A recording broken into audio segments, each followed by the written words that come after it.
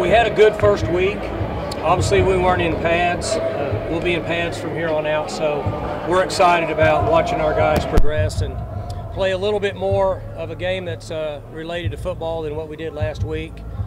So we've got a lot accomplished, more installation last week, so now we can line up and play and compete and try to get the guys ready to play in the first game next year. So we're excited about where we're at and looking forward to practicing now with pads from this point on. Now in pads, what's the balance between thud and full go? Well, we're in thud. We don't really practice full go anymore. We don't go to the ground, tackle to the ground. So many of those rules have changed over the last 2 to 3 years, but never really affected us. We haven't tackled to the ground in years, so we're a thud team. We play full speed, but we don't go to the ground. But we think that it helps us in the big picture and try to do the best we can to simulate a game. Getting to see Derek Mason in action on the practice field, was there anything unique or different about it? Well, I like his enthusiasm. I mean, you can see him right now, and he's very vocal, and I think the players migrate toward him. They like him. I was hoping that his experience as a head coach and as a longtime coordinator would work in our advantage. I think that's happening. Do I know for sure? No. It's been 3 days, but I like his encouraging coaching style. Without pads, but have any of the young guys stood out to you so far? Oh gosh, it's so hard because without pads. It's just difficult without pads because we tell them hands off for the most part. We'll know a lot more 2 weeks from now. Give them a chance this week to play a little bit, and then the next week we might start to see some guys that progress enough that we feel like can help us in the first game next year. You talked about how thin you guys are on the offensive line this spring. And how do you manage that with pads on now? Well, we're going to practice. We're going to hold our breath and practice. I don't believe in practicing half speed or three-quarter speed. I just don't think that it relates directly to the game. It's a risk, but it's a risk that I'm willing to take because I think it's important in the progression of our team. So the high school players that came in early are in good shape, okay? With them being in good condition, that gives them a chance when we start in the pads. But he's at a position that it's almost hard to say anything about his progression without being in pads. I know it's probably similar with Garrett or with anyone, like you said, but what did you think of just kind of how Garrett's blending in with the quarterback group in practice? Well, he seems to be doing fine. Again, the next couple weeks for those young guys, how they develop when we start moving around full speed and playing a little more real football, it'll give us a better idea of where those guys are at. You had a lot of young receivers that contributed a lot last year. What's the next step in the progression for some of those guys? Well, we'll benefit from it. It was scary last year, as y'all know, but we'll benefit from it because they have live reps.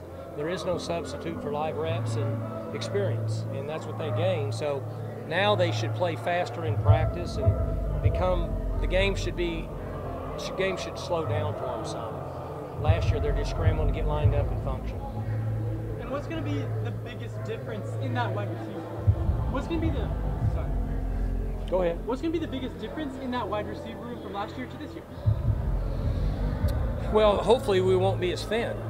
We ran into some issues preseason, which is scary, and hopefully we won't have that issue. We'll have more depth, and we won't have to play young players that aren't ready to get on the field. With Jason Taylor, he went from being kind of one of the new guys in the secondary to now being really kind of your veteran back there. Do you see him performing well in that role? Well, Jason's experience, he's played a lot, so now he needs to grab it by the reins and give himself a chance to really perform at a high level and lead for the other guys in the secondary. With the Cowboy backs, Great Cassidy's going to your only experienced guy there. Move Silas back to offensive line. I guess what does that position kind of look like for the spring? Well, Cassidy's back, the twins back. So we need to get some quality reps out of those guys that have some experience, and we need to stay healthy. That's a starting point. And then we progress forward from that point. At some time in August, we have to decide how much of 11 personnel team compared to a 10 personnel team we might end up being as the season goes on. Do you plan on using Blaine more in that role this year like you did towards the end of last year? Some, yes. There's certain things he can do and certain things. He has limitations in certain areas, and certain areas he doesn't have limitations. You got an updated contract. It got announced last week. Kind of how did that ball get rolling, and what are your kind of overall thoughts on it? Well, that was months ago from the President Schrum and Chad Weiberg, and as I mentioned last week, they have taken care of everybody in our building. This is just the last one that you guys heard about. So, as I said a week ago, I'm very pleased with the way they've handled the situation and gotten us into a point that can last for years to come. The updates that are coming to the stadium, how does that play into the level of The what? the updates coming to the stadium? You know, I don't know a lot about that. I only know about what would be the cosmetic side of it. That's more of Chad and Kyle Waters. They've gone through all the developments and changes to our facilities and stadium. The cosmetic side of some of the outside exterior in the field I'm involved in. We haven't got to that point yet. But I know they've had a lot of meetings. I know they're doing a lot of different things. I just really don't know what all it is. Yeah, but how important is that to keep, when you have nice facilities, keep them top of the line? Well, yeah, and there's some structure issues that they're updating in there, and then we're in an arms race for facilities, right? We have great facilities, they work really good, but it's not enough because everybody else is building something new, so we have to build new things. That's the direction we're going at this time. I think the seating capacity can actually be lowered a little bit, just giving everyone more room. Is that something that concerns you at all, or anything like that? No, I think they made a great decision in keeping our capacity at 60 or 58, whatever it is. I don't know who looked into the future, but you know, one of the issues that we may all have to deal with is live streaming, right? It's too easy to watch a game. You can watch a game on your phone, you can stay home, you can tailgate, you can put a 80-inch big screen in your tent, you get free food, you get free drinks, you don't have to go in the stadium. So eventually, I think that we're all going to have to combat fewer people going to games. So if we can fill this place up and sell out these suites, financially it'll keep our athletic department very stable, and it looks good on Saturdays. Mike, have you seen how coaches approach their players' mental health change over your time? Well, for us, it's a big deal. We've made considerable changes in mental health. We've hired, we're tied in with the Tulsa Medical Center, as you know now, with Dr. Schrum. I've had multiple meetings with psychologists that are working with our team, and we're going to increase that staff. Mental health is a serious issue that people push aside and don't take serious enough.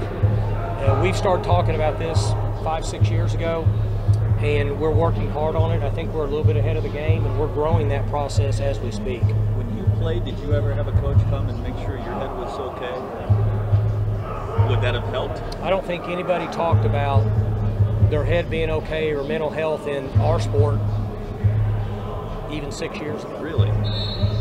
What do you think tipped the scale? I just think it's an ego sport, and it's male athletes, and I'm not going to tell you my head hurts, and if the old days, if you tell me your head hurts, just tough it out.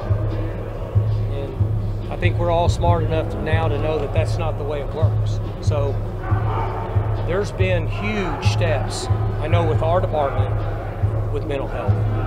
Not necessarily concussions, right? Just anxiety and depression, right? Which there's 5, 10, 15, 20, there's 25 people here. So 5 of us here have anxiety or at some point have depression. So it's a serious issue that everybody in the country, not just athletics, is starting to understand that we need to take a serious look at mental health. Yeah, there was an Ohio State lineman recently, I don't know if you know this, went public, talked about Coach Day, Ryan Day there, literally helping to save his life. Because he was good with, he was upfront about his battle. Ryan responded well, and it became a matter of, we got to get this kid right, not forget about getting him on the field. I don't know if you've had something that serious occur here with a kid. Sure we have. Have you? Oh yeah, we've had, the last couple years, 6 or 8 players that would be in, I wouldn't say, there's degrees, right? There's anxiety, right. There's typical anxiety, there's typical depression, and then there's a little bit more serious depression, and then there's critical, in my opinion. We've had young men that were critical that we've helped, and we've had considerable number of guys that had serious anxiety, and we've had 15 or 20 that just had what would be normal anxiety or a little bit depressed for whatever reason. We've seen a bunch of it. There's been a lot of conversations that have gone on, and our athletic administration understands the importance of allocating funds for increased mental health, and I'm 100% behind that. I mean, I've seen it in my family, my own family. I've seen it. You know, just people that get anxious and things like that can create some problems with everyday lifestyle. So I know it's real. I've seen it. Have you had to battle it yourself? I mean, I have anxiety at times, but not to where I need to have discussions with people. But I get anxious over things. I worry about stuff. It's the same thing. It's just on a smaller degree. So I'm not saying I know a lot about it. Obviously I'm not a psychiatrist. I have studied and read a lot on it over the last 4 to 5 years, and tried to press how important that I think it is. And we stress to these guys all the time, if there's something going on, we need to know. I don't want to find out too late. I want to know. And so every year they get more accommodating to coming and telling me, the strength coaches, their position coach, our director of player personnel, our administrative staff. We have so many people they can go to and say, hey, I need a little help. And I think they know that. And every year it gets better, and it's the way it should be. You can be 6'4", 300 pounds and be one of the strongest guys out here, but if you're having mental problems and you're getting depressed and have anxiety, you're not healthy. Go ahead. What does that process look like with the sports psychologist? Do they ever meet with the whole team, or is it more kind of on an individual basis? We have them speak to them in general, but you're not going to get a lot done in a group setting, particularly with athletes, because they don't want anybody to know. So if we think there's any issue at all, it's done one-on-one, and we've had real success with that, and it's ongoing now. There's players. It's not just the players. Sometimes it could be coaches. So there's 200 people in our organization. We keep 8 to 10 of them in some type of counseling pretty much year round. Hey Mike, you mentioned the arms race. Who are you trying to keep up with? Have the best facilities in the Big 12, the top 10 or 20? I mean, you try to keep up with everybody, but they're going to have limitations, just based on budgets and what direction that athletic departments and ADs can go. I guess my best answer for this would be the teams that we recruit against mainly are in this area. You'd like to be ahead of them, and can somebody build something new somewhere else and be better than you? Sure. You can build a new facility here, and in 2 years, somebody else will build one that's better than yours anyway. So I think there's a happy medium in staying involved in the race, but also not getting so far out of your league that you're just running the money out of your athletic department like crazy. Kind of talking about the offensive line depth. You had 2 new transfers. You know when they're going to be here for practice?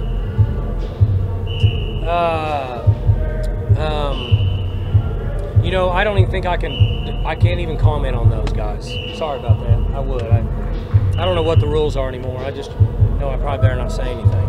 Jaden Gray came in pretty early last year with not a lot of experience playing football. He made some pretty big plays throughout the year. How have you seen him grow from August to now?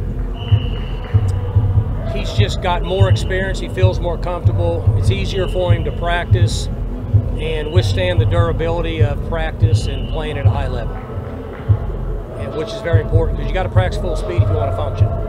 You mentioned a lot last year that the guys were having fun practicing, and you said that kind of concerned you at times. Has this group kind of carried that on? Is this group having fun practicing? Yeah, they're doing well. They practice hard. We've been very fortunate. I mean, we don't have issues. Our guys like to play. They practice well. Their team chemistry seems to be good at this point. We'll know more in August. It's too early, but they practice hard, and hopefully we can keep everybody healthy and get good quality reps over the next 4 weeks. Are there any specific things you're looking for from Spencer Sanders over these 15 practices? Spencer had a really good year last year, and he continues to do well in practice. His leadership grows every day and every year. So we're pleased that he's here. We think it's awesome. We've got him for a couple more years. And he understands our system now. I mean, he's had lots of reps. So he just needs to continue to grow and lead so the team will rally around him. Anything else for Coach? Outside of Dom, who are some names you're looking to solidify themselves at a running back too? You know, we just have to see how it goes over the next 2 weeks. Without being in pads, that position is difficult to evaluate. We'll just watch them through spring ball and try to make a decision. I don't think that there's going to be anybody in spring ball just jump up and take a spot from somebody else. We'll see how they develop, and then if we make position changes, that should happen. That would be in more of middle of August. For more information, you can visit tulsaworld.com.